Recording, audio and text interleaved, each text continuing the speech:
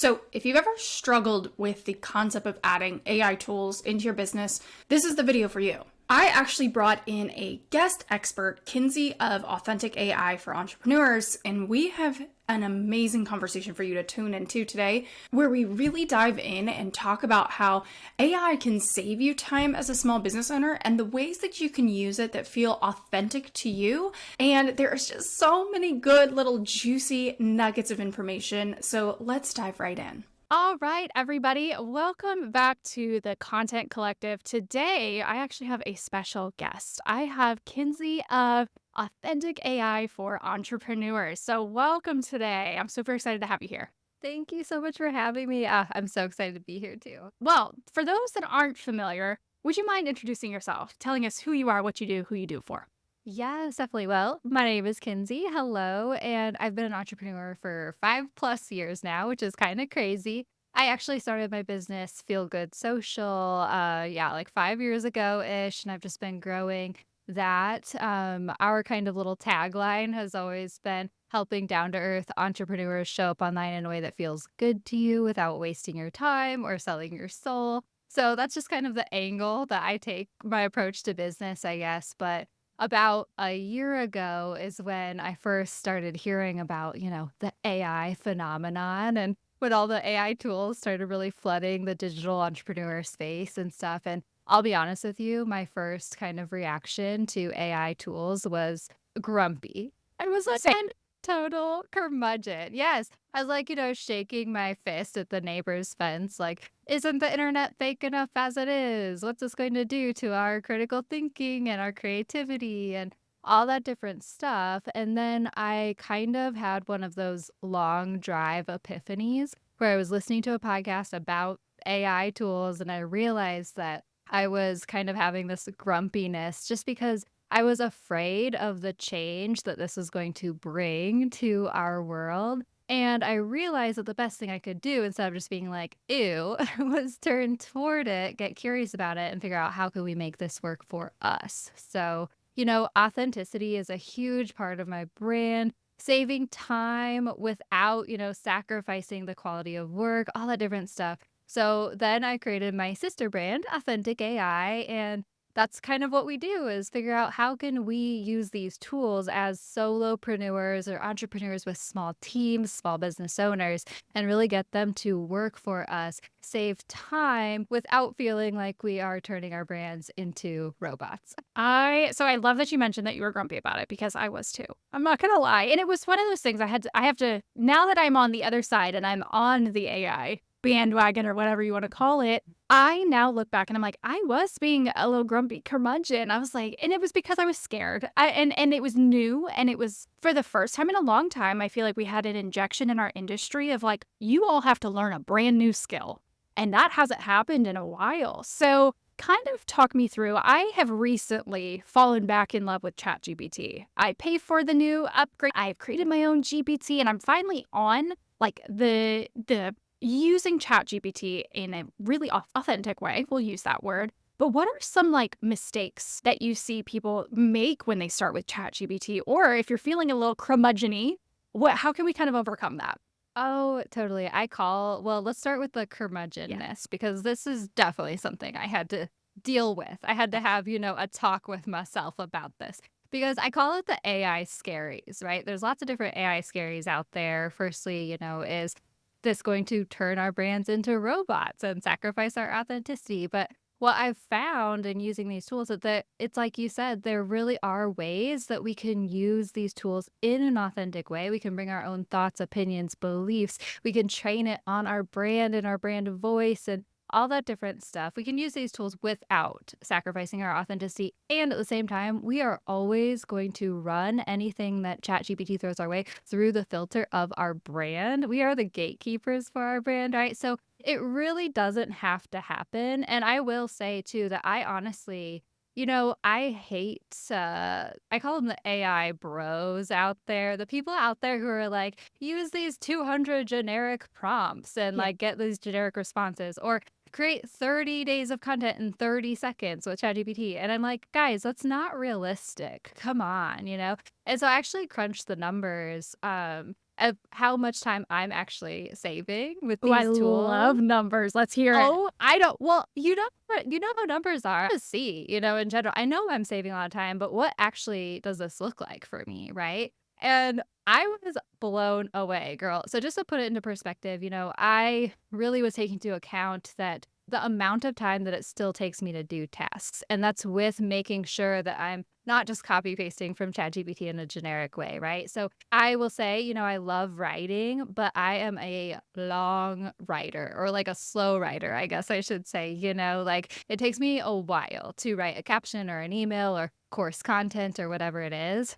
And before ChatGPT, it could take me up to an hour to write an Insta caption. I will admit it. But I feel you with there. yes, but with ChatGPT, now it takes me 15 minutes, using techniques. It'll spit something out at me that's very similar to what I was looking for. And then I'll take, a good 10 minutes to tweak it and then, copy paste over, find the whatever image I want to share with it, and bam, there you go. So it's like that sort of stuff. But I'm saving up to 3 hours a day, 15 hours a week, and 70 hours a month using these tools in my business. And now I'm able to run 2 brands and 2 podcasts and do all this stuff. Like I'm doing crazy amounts more, which, okay, we can talk about, boundaries with AI and leaving Of some wiggle course. room to enjoy your life. But like it is crazy how much these tools can save you, right? So just realizing that, yes, these tools, you can use them in an authentic way. Are they going to take your job? Not really, but it's a good idea to figure out how to use them because they can help you do your work better and you don't want to get left behind. Is this going to just turn us into mindless sheep and get rid of our creativity and our critical thinking skills? That's another big AI scary that I had for myself. And like, no, whenever you start using these tools, they actually can expand and amplify your creativity. And just using these tools in a way where you're asking every day, like, does this reflect my brand? What's my opinions of this? Like, it actually puts your critical thinking skills into practice more so. So those are just a few mindset flips that I have when it comes to the AI stuff. And yeah, we can totally talk about some of those big mistakes I see people Yeah. making. I was gonna say, I love that you mentioned, like, listen, the AI bros out there, here's this prompt to do all of these things in 2 seconds. And then people get frustrated with the end result because the output is, let's be honest, it's kind of shitty. It doesn't sound Mhm. like a human. Of course, it's gonna sound like a robot because you aren't giving it the proper input. That's the way that I like to approach using ChatGPT or any other AI tool. You got to give it good input to give good output. And that's the thing is like, yes, these AI tools are going to save you time, but you also need time invested in the tools to train it to, we have to learn how to prompt it correctly. So there is still a learning curve. There is still some stuff that you got to do beforehand. But when you said 70 hours a month, that's insane. That's just truly mind blowing to me. Now I'm going to have to keep track of it because I'm like, Yeah. I use my ChatGPT for Mhm. content repurposing, and I used to do that manually. And oh my God, it would take forever. And I do this for a living. And I was like, this takes so long. But yeah, let's talk through a couple of those mistakes that you see. Let's just talk about like maybe the top 1 or 2 that when people come to you with these frustrations of like, oh, it doesn't sound like me, it's a robot, blah, blah, blah. What are some mistakes that people might be making? Totally. Oh my gosh, girl. I know. I hear that all the time. And I've been there too, where you're going to ChatGPT and you're like, write me a social media caption. And then it gives you something that is not sounding like you. So you're like, make it more friendly. And then it's like a freaking cheerleading coach or something like Yes. that. And then you're like, be more professional. And it's like a college professor. And you're like, feeling like you're pulling teeth trying to get the freaking response that you want out of this tool. And you're like, I wish I had just done this myself because I would have gotten it faster. Like, I've been there. I've said that. yes. Verbatim, that was my thought process. So I'm glad I wasn't the only one. I thought I was going crazy, but yes, I agree totally. Yeah. Oh, no. It's a normal thing. And we've all been there. Exactly. And so, there's a few different things. And you mentioned a lot of them too. Firstly, just like understanding how to work with these tools so that you're not just saying, write me a social media caption. So that you're integrating it into your workflow, giving it the exact stuff that you want out of it. I always like to encourage people to just be working along in your day. And whenever you hit a pressure point, use ChatGPT to get you through that faster. So it could be writer's block. It could be, just not knowing what the heck to post or staring at a freaking blinking cursor. It could also be tech troubleshooting. It could be taking the transcript from the meeting that you just had, throwing that into ChatGPT and asking it for action points for your client that you just coached. Shit like that. You know what I mean? Yes. We can say the curse words on this Oh, yeah. show, This right? is yes, absolutely. I was like, "We are unfiltered here." Okay, perfect, perfect. Yeah, so it's like things like that. But the best thing I can recommend is that you train ChatGPT on your brand first. Okay, so this is how, if you think about, I always like to think about, I'm from Colorado. So, I'm always like the high school intern who just got back from getting high out by the garbage can. And like he comes in, he's like, "What? You want me to write you a social media post?" And like he doesn't know anything about your brand, he doesn't know anything about your strategy or your beliefs or who you're even talking to, your ideal customers.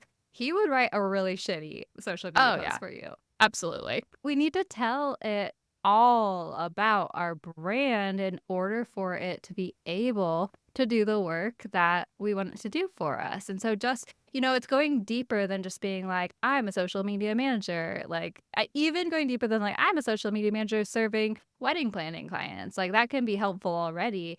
But, training it deeply, deeply on your brand's mission, vision, values, beliefs, opinions, training it deeply on your ideal customers, pain points, desires, All lifestyle, the marketing things. psychographics, all the marketing things. And then also, yeah, training it on your brand voice. If you want it to write copy for you, there's two different ways you can do that. Firstly, trying to describe your brand voice. And that's going deeper than saying, be friendly. There's way more descriptive words. Your brand is not basic. Okay, guys. And then also, you can always, if you are confident in your writing style, sharing a copy that you've already written with ChatGPT and having it analyze your copy for you, like that can be so, so helpful for having it to be able to replicate your brand voice in the way you want it, right?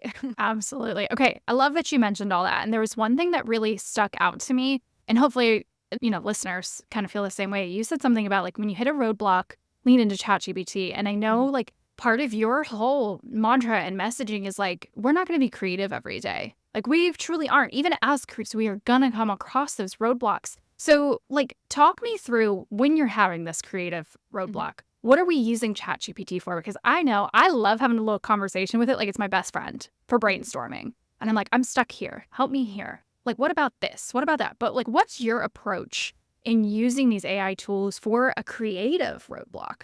Yes, yes, yes, totally. Oh man, there's so many different little things that you can do, right? And it just depends on what you need help with. And I do always recommend, yeah, like especially if you are a creative in general, we do all have those days where we like hit the wall, bang our head against the keyboard for like an hour because we're like, I can't think of that word. Or like you're typing along and you're like, ugh, this has been so good up until this point. Now I don't know how to finish this, right? So it's things like where you can give ChatGPT examples of things that you want it to fill in the blanks for. This is an awesome way to do like Reels hooks and things like that. It's not like write me Reels hooks, which you can, and ChatGPT does come up with good ones for sure. But like if if you're scrolling Instagram for inspiration and you're like, "Ooh, I love this reel hook that this woman used," you can say, "Help me customize this real hook to fit my brand," or brainstorm ideas that I could make this fit my brand, right? I do this for captions too, and this is so, so helpful and quick for captions. I always pretty much know how I want my caption to flow and go, right? But like finding the little specific like marks where that I want to hit, the points that I want to hit is kind of difficult. So like sometimes I'll be like, ready to blank question like, I got you. And then, blah, blah, blah, blah. And I'll like fill in the blank caption and have ChatGPT fill in the blanks for me. And then, of course, go back and tweak it. But that's super helpful. If I'm typing along and I hit that roadblock, you can always have ChatGPT finish something for you, go back and tweak it. I like to do one liners and say, brainstorm more ways to say this. And this is really great for tweaking ChatGPT copy that like you don't like either, right? Because a, Oh, it's a a good lot of tip. times yeah, a lot of times it'll send you something back and you're like, this is okay. So here's something I've run into, right? Is like whenever you're going back and forth with ChatGPT, a lot of times people are like, rewrite this, make it more friendly, or rewrite this, make it more whatever. And it's like you're having it rewrite the entire thing for you. But instead, how about you just like copy paste that into your social media scheduler? You go through and edit it yourself and then if you hit a line where you're like, ugh, this line is horrible. Like I like the idea behind it, but like I don't like the way ChatGPT said it. It's like not me. don't have it rewrite the entire caption, just have it rewrite that one line or something like that, right? I've never even tried that. That just like blew my mind right there because I'll do the same thing. I'm like, this ain't it. Rewrite it. And I'm like, it'll literally rewrite the same thing. They'll just like move words around. And I'm like, yeah, that's the same thing. Thanks for trying, and then I like move on and get frustrated. So I'm so glad you mentioned that. That's such a great little tidbit there. Oh, yeah, for sure. Yeah. So, kind of to wrap this whole thing up, this is like a really big conversation that I like to have with some of my entrepreneur friends. And to give some context to the question before I get to the question. So, I have a content manager and I also use AI tools. So, and I encourage her to use all these AI tools that are built into some of the softwares you use and things like that. At what point do you say, I can lean on AI for XYZ tasks? Or do I need to outsource this to a person? Like, in your expert opinion, where's that threshold? So for me, just to, again, give some more context, I want her to manually edit my YouTube videos. Yes, there are certain tools that'll take out the ums and the ahs, and AI will kind of clip down certain things. But at a certain point, I think it does need a bit of a human touch. Like, do you have a threshold for that and kind of how you feel about those things? Oh, I love this question, lady. Yeah, okay, good. I'm probably going to geek out here for a second. Yes, let's hear it. Well, I think more people need to talk about this, right? Like, I've asked this question to several people on my own podcast and have been a little bit less than happy with their responses, where they're just like, well, yeah, I encourage my team to use AI. And I'm like, okay, like, what does that look like? And they're like, I just say use it. There's definitely things in our business where we need the human touch. And that's actually how I teach my approach to AI tools as a human first approach, right? But I can't do it all. I'm at the point in my business where I have like so many ideas, I have my systems, but I still am human and I can't like myself do all the things even with these AI tools, right? And I'm actually frustrating myself. So I'm like, oh, I need to hire some team members to help me here and stuff, right? And so I would really recommend that there are those things that it's like, okay, if they're the little tasks that you don't mind doing, if you really want your own personal touch with these tasks and stuff like that, then definitely, you can lean on AI tools and run your own filter of like your brand stuff and whatnot.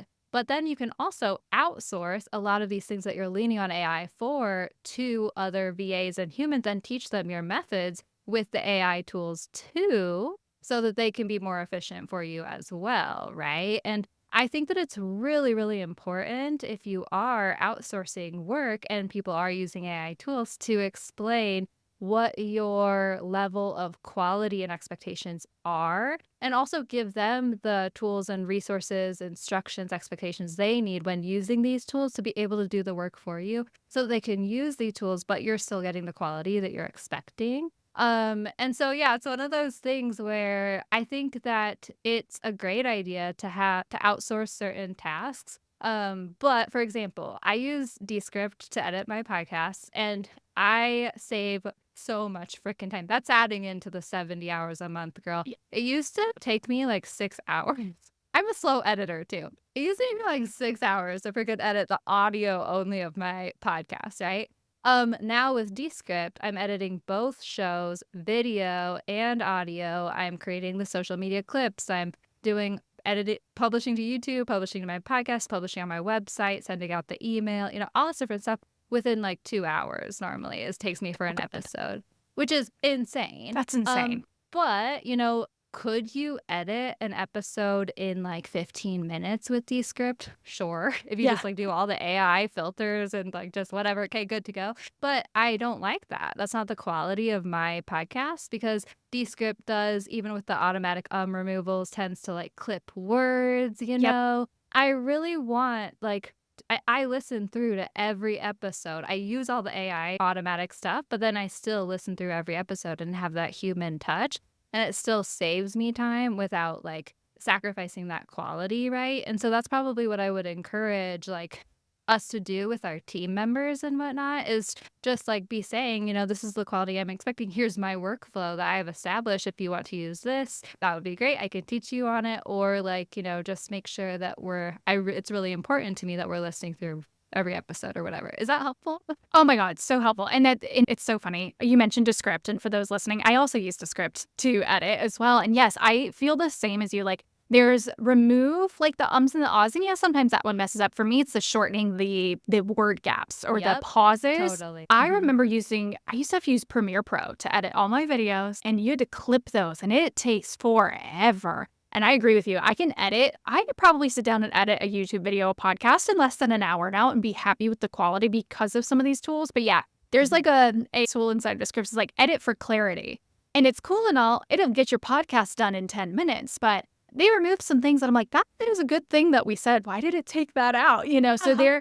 I think there's still a learning curve a little bit with the AI, but I'm the same way that I still review everything that I put into AI. Even if a tool is helping me save time, I still, at least at this point in where we're at with AI, review every single thing that I'm posting on the internet that goes out that I've had AI have a hand in. And that's just what works best for me. I know not everybody feels the same. So I'm so glad you mentioned that. And thank you for your expertise on that. Oh, So, yeah. yeah, as we wrap up the conversation, this one's just more fun. Mhm. I want to know, what about AI currently would you keep and what would you get rid of? I just want to kind of hear. This is just a fun one. What would I keep and what would I get rid of? Oh, there's a few different things. Okay, Okay. firstly, oh man, I kind of got into an Instagram fight with someone this morning. I I was like, love the tea. I have like vulnerability hang like when you have like opinion hangover, you're like, Yeah. oh, should I have like gotten all fired up about that? I feel you there because I'm the first person to clap back online. So I get it. Okay, thank you. I knew you would understand. I Yeah, do. I mean, okay.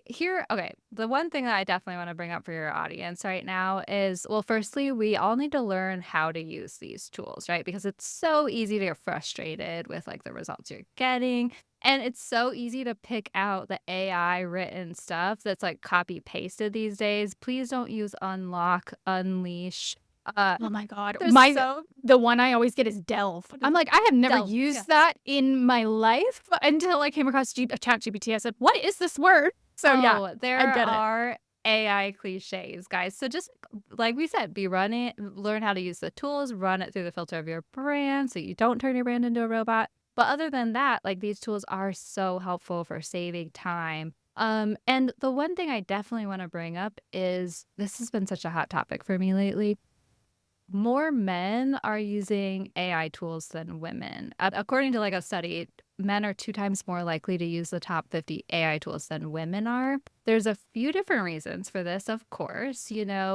Firstly, women aren't like really raised culturally to be interested in STEM subjects, and like they don't feel as techy as men, right? So they're generally less quick to adapt the new technologies and all that different stuff. But the ones that get me really fired up are, firstly, women are more concerned about authenticity and the way that they're represented to the world, because we need to be more concerned because we're more likely to be judged and all that different stuff, or less Always. respected. Also, this one hit home for me really hard because I remember the first time someone on a podcast asked me, so what do you say to the women who are feeling guilty using these tools? Like it feels like cutting corners or like we're not doing the work. And I was like, "Oh, this is a thing." And this is what I got in the Instagram fight with someone about. Oh, this one's perfect. That's fine. Because she was like, you wouldn't cut corners with your clients, right? Like in her post, I was like, oh no,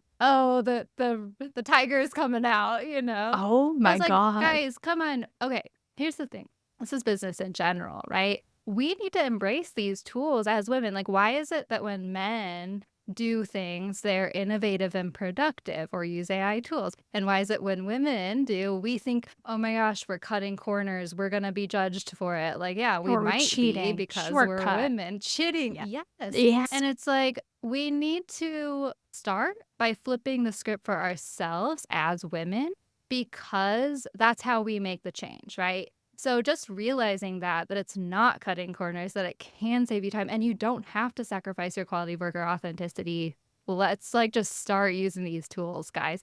Because also, oh, you had some more statistics. I know you Oh, love the yes. numbers, girl. Always. And I will say that I actually first kind of brought, like, this topic was brought up to me by Dr. Nikki Sweeney. She literally just did a TED Talk about it. So I just have to give her a shout out too. But, okay, so literally AI tools can boost our productivity by up to 40% is the study, that was put out there and stuff. And that equals 2 days extra of work per week. And if men are using AI tools more than women, they will be more likely to get more done more quickly, be up for the promotion, be up for the pay raise, and the gender income gap will increase instead of decrease, like we're working toward, right? And then also, AI tools are user trained. Like, whenever the people who are using AI tools are training future models of ChatGPT, and if we don't use these tools as women, we're not going to be represented. And the other, okay, I'm just, You're the blunt. fight I was in this morning, she was like, well, yeah, more,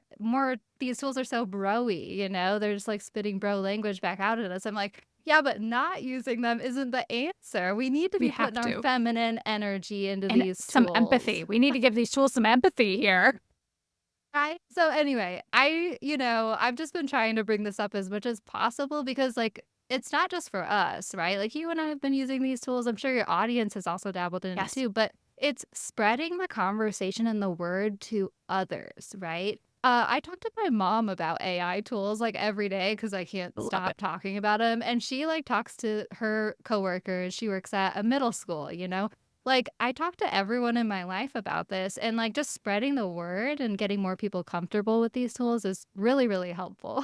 I love that you mentioned all this. You literally just blew my mind in the last 5 minutes. And it's a conversation. This is something I didn't even think of. And it's prevalent in a lot of industries. And I kind of want to, pose it this way.